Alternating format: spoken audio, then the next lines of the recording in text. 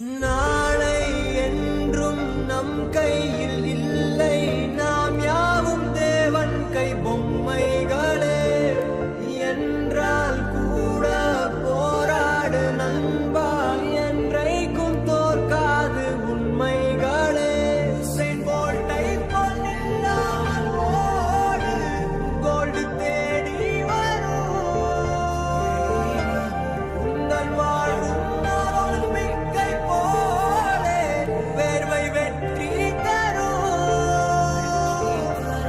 நாங்கள் ரிஷியும் இல்லை, ஓர் குஷியில் சொன்னோம் முடிச்சா. Meet your new ACP, Adityan IPS.